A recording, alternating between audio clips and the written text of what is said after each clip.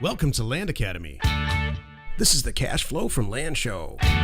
We show you how to buy real estate for half of what it's worth and sell it on the internet really fast. I'm Jack Butala. I'm Jill DeWit. We are Jack and Jill, and this is the Jack and Jill Show, too. With over 15,000 completed transactions, we're the experts at acquiring property. Of all kinds, not just land. For half price and flipping them for way more. All right, let's get this show started. Jack Butala with Jill DeWit. Hi. Welcome to our show today. In this episode, Jill and I talk about, hey, it's Motivation Week. Step 2, learn from someone who's accomplished. Step 1 is dream it up and kind of visualize the end. That was yesterday's show, and that was fun. But this one is, hey, now let's get serious about it and get some education and learn from somebody who's done it already, and make sure they've done it already and they're telling the truth. Make sure you have a good feeling about it. There's a lot of very accomplished people that you just have to spray yourself off with Lysol after you listen to them talk. Yuck. Yuck. You know what? That's a good point, though. There are very accomplished people whose motivations now are not as insincere as they should be. That's right. I think that was what you were trying to say with your Lysol term. I got that from a former boss. He's like, yeah, we're not going to do anything with these guys because I got to get the Lysol out. That just brought up this horrible image. Do these image. kids know what Lysol is? They know what Lysol is. The kids do, you think? There's commercials. Okay. That's still a product I don't even know. Yes, there's still Lysol. You can say hand sanitizer. It's like you shake your hand, and if you shake someone's hand and you need hand sanitizer, it's that kind of a person. They're slimy. Great show today. Before we get started, let's share something interesting that happened to us lately. I'm getting used to the new format. Jack, I thought this would be an excellent time to a few people who follow us on Facebook know where we were on Friday night because they put some notes in there. I can't think. And they saw a little video. Back. I know. Well, let me refresh your memory. So, because I wanted you to tell the story, Jack, about Friday night, because let me preface this. You were all in going into it. We were kind of drugged. I wouldn't say drugged there. I was wholeheartedly all in. I was drugged. You were drugged there. I remember now. By a younger generation person in our world who really wanted to have a Friday night West Hollywood event. So you want to share, Jack? They drugged me kicking and screaming. As usual. And, I don't mind having fun and all that stuff as long as it's just close to home and it's not a big, this is a 10-mile Uber ride, 15 miles. I don't know, a lot of zip codes. I like to stay in one zip code. This is like 6 zip codes away. This is true. Kicking and screaming, and man, did I have a blast. I mean, we went to some world famous institutional spots. Yes. It was, the whole thing started with Jill, because she's got, I checked a couple of things off my bucket list that night, and I'm not joking. That's how great. cool that I'm was. So glad. So give us a summary. Tell me, because I don't even remember the names of these places, but you do. Okay. So we started off the evening having a cocktail at a institutional, you're right, hotel in West Hollywood where it's just the musicians hang out. It has been forever. I mean, you name it from... It's a Sunset Marquee. Yeah. We can name it. Okay. From Sting to... Okay, I'm the biggest Led Zeppelin fan there ever was. Led Zeppelin. And they started their career there at the Sunset Marquee. They stayed there. Yeah. It's just a world famous rock and roll hotel from the 60s and 70s where these, classic rock bands, they would stay there when they were, trying to become a rock band. Mm-hmm. So the place is plastered with great pictures of these bands and the crazy stuff that they used to do with that whole lifestyle. They're still there too. By the way. Oh yeah, they still do it. You're sitting, and it's like the bar we're in. It's a really dark on purpose. Yeah. It's a nice bar, but it has a real dark, atmosphere. And you're not sure that looks like so and so. I'm not sure who that is. It's definitely somebody. You just it's still the hangout. So it was just and I used to go there years ago. And long before I ever met you, I just had dreams about the Sunset Marquee. I don't know if you know that. Well, I guess we talked about it when we were there. Yes. So I checked that off my list. Then we hop in a cab, hop in an Uber. and head over to stop number 2, which was a Whiskey A Go-Go. So, and it turns out, and then we find out later on that like 30 years ago that night, to the day. Beatles. The yeah, Beatles it was played like there. it was 1964. like yeah, It was 66 then. it wasn't 30 years even. It wasn't? It was the same night in 1964. Oh, was it? Okay. That's what the younger generation explained to us. So it was 32 years. Yeah. It doesn't matter. Okay. I It thought was it was either like 64 or 66. I don't remember. But anyway, that's how institutional. And I'm telling you, the whole place is, I mean, front and backstage. You don't sit down or anything. You just stand there and gaze at the band. And I think the whole place is probably 10,000 feet, maybe less. Yeah, it's talent. tiny for what? Yeah, it was unbelievable. Well, you know what's so interesting to me is the band that we went to see is a band that we know from Scottsdale. I mean, we know them, and we didn't even recognize them. I mean, it's like a whole different world. I mean, what they bring to the table, and so and some of the other bands, they were not well-known bands at all. But from start to finish, liquid impressed. Remember that guy I thought that was so cool. The guy standing in the middle of the room, what they have nowadays, the technology, with a mixer in his hand, standing in the middle of the crowd, right, adjusting the sound quality right there. Not having to be in the back, not having to be over here. He's just standing in the middle of all of us. And we are going to talk about real estate at some point. Okay. So yeah, we're all this is what I love this stuff. Yes. Sorry, everyone, I'm getting us on this long road. And then we ended up at the Rainbow Room, and there was a Viper Room, and there's just, anyway, I don't even know what time we got home, and I don't even want to know what time we got back, so. Whoever was running that whole event my hat is off to you. There were probably 4 bands, maybe 5. And I think their setup, breakdown and setup time, this is a full band, some of them 6 or 7 people in it. Yeah. Full setup and breakdown time was less than 5 minutes. It's amazing. And they actually, one band, even the drummer didn't have his stuff set up, so they started there were timers going off. Yeah. So he has like missing 2 drums. He just played the first song and then they ran and got the other ones and set them up. I just have a lot of respect for organization, and especially in an environment where you just think it's all loosey goosey rock and roll. There's no schedule. Just play when you want. Yeah. Anyway, check that off my bucket list. It was awesome. I think the words were "time of your life," Jack. Is that what I said? You did. Oh, you may not remember that. You remember certain stuff. I do. I wrote it down. You wrote it down? I did. I did. Awesome, fantastic blast. Seriously, you kids can drag us to anything you want. Not anything. Hey, let's take a question posted by one of our members on successplant.com, our free online community. Okay. Carly asks, Jill or anyone here, I guess in this forum, what is the secret to negotiation? I can't seem to bring up that topic and get my point across to the sellers. What is the secret? I'm trying to figure out what she's...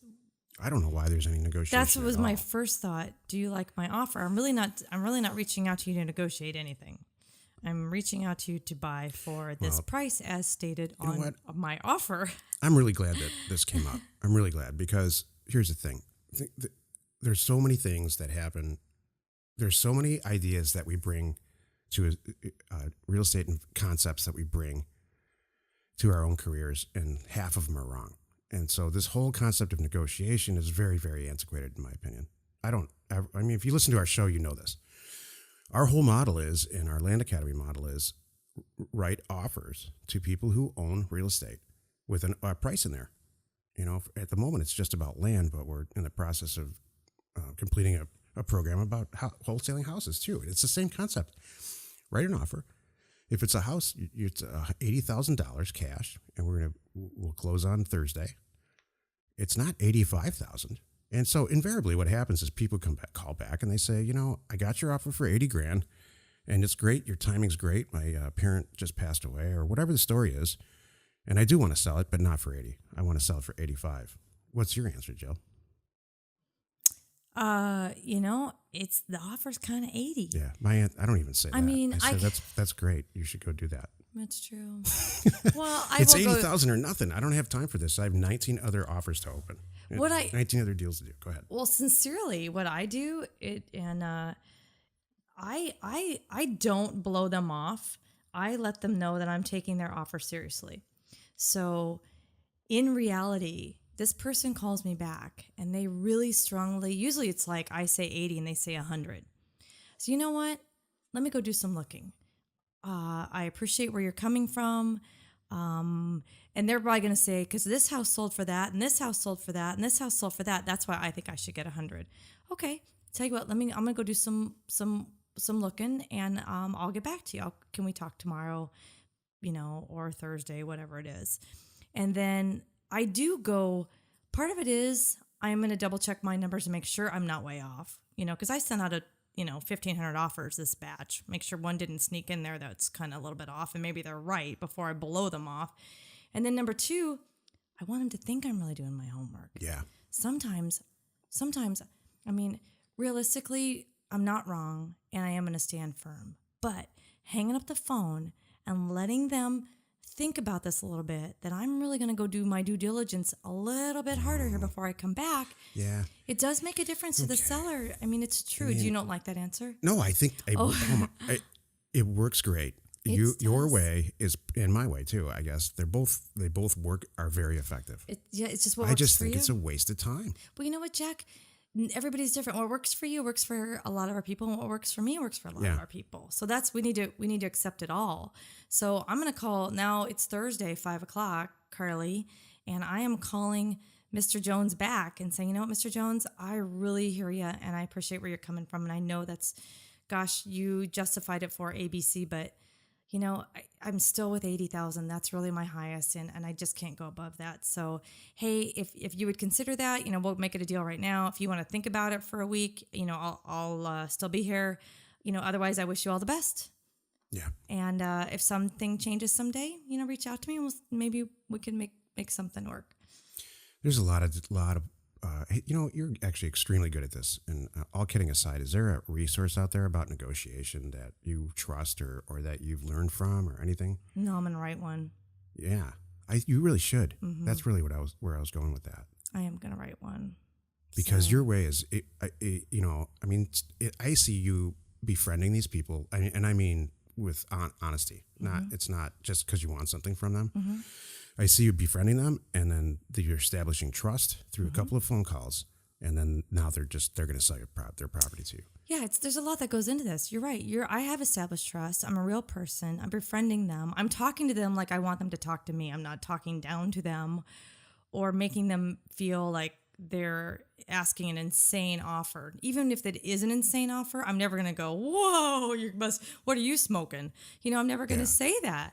I'm going to go, okay, my offer is 80. You think it should be 210? Well, I will go take a look at that and see. And then I'm going to come back. I might have some reasons why when I come back and say, I know you said da-da-da-da, but let's keep in mind that one has a pool and they just redid the kitchen. Yeah. See, now you're explaining yourself, which I don't do. And that's I know. fine. That's fine, though. I'm not knocking it. Mm-hmm. That's my way.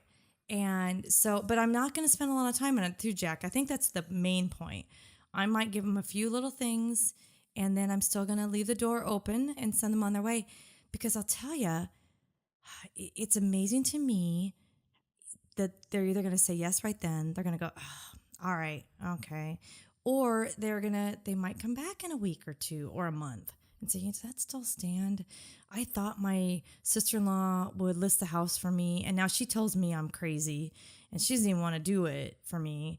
And I just would want the cash. Are we still good? Yeah. And that's what I do. You know what I do? Because there's certain pieces of property, what happens is you get a bunch of offers in, and they're sitting on your desk, and you open them all, and you do a little bit of research, and you get a good image on your computer of what these properties are. So now you have 10 images, and invariably one or two of them is just you can't believe it, Mm-hmm. run to the bank situation. On those properties, you know what I do? I have the gallon of milk thing, and it seems to be pretty effective. Oh. Look, seller, I don't tell them that one. You tell them that one? Yeah. Okay. Look, seller, there's 3 gallons of milk. 3 places you can buy a gallon of milk. On the convenience store down the street, at the grocery store, or you can take a drive to Walmart. One on the convenience store, it's right in the name. It's convenient, and it's expensive. Let's say it's $4. At the grocery store, maybe a little bit less, $2.50, $3. And then at Walmart, it's rock bottom. Probably not going to get it any cheaper. And so, but you don't tell a cashier, God, this is expensive. No, you know that going in.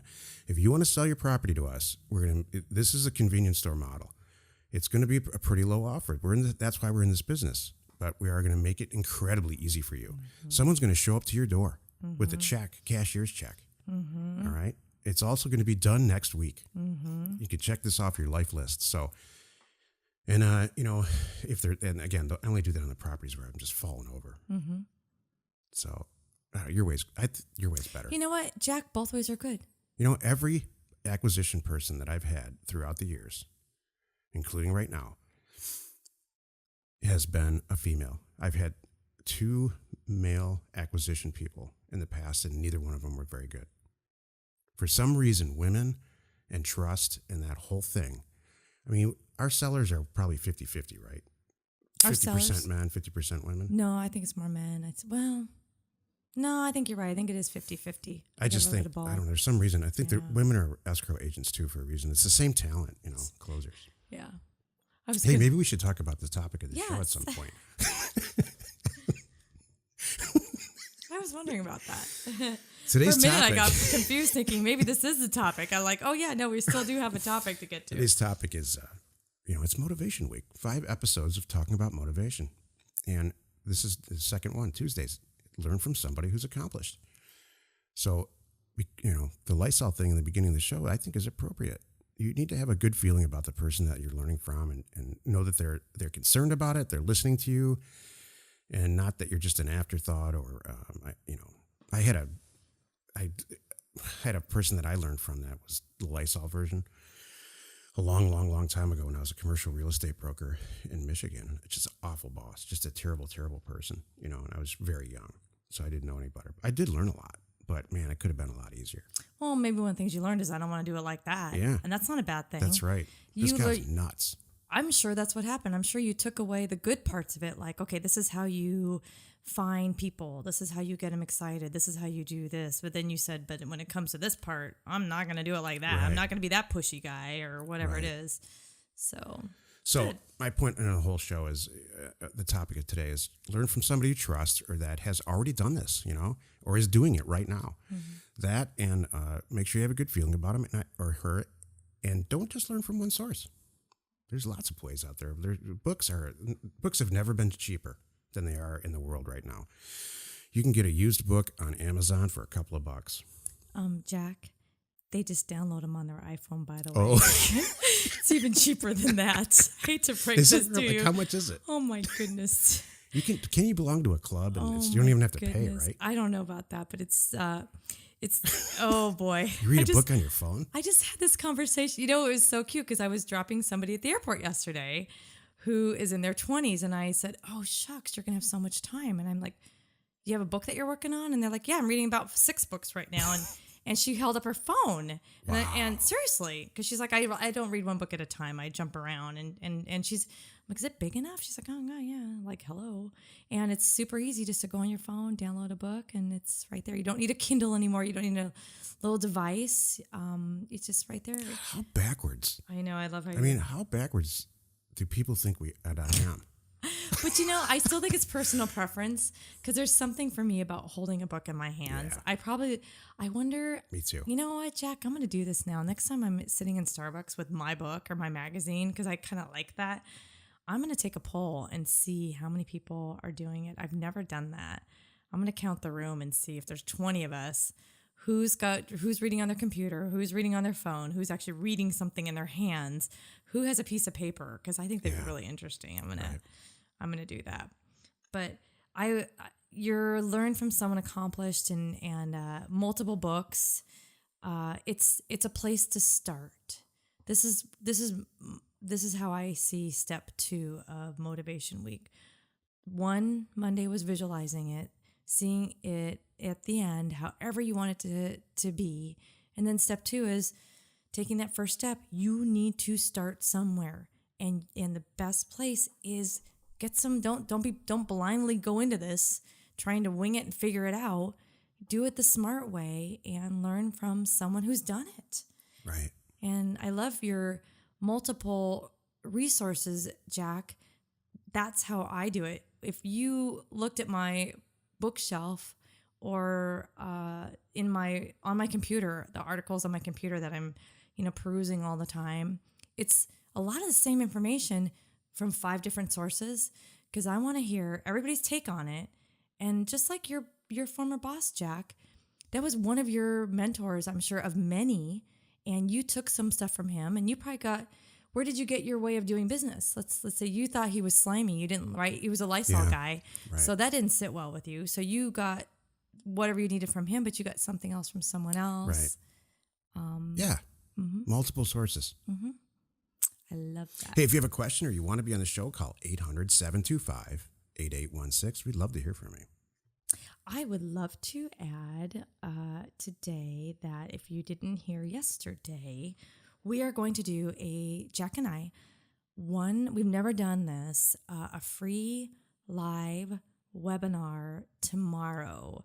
So Wednesday, August 31st at 5 o'clock Pacific time, so California time. It's going to be Jack and I, 5 to 5:30.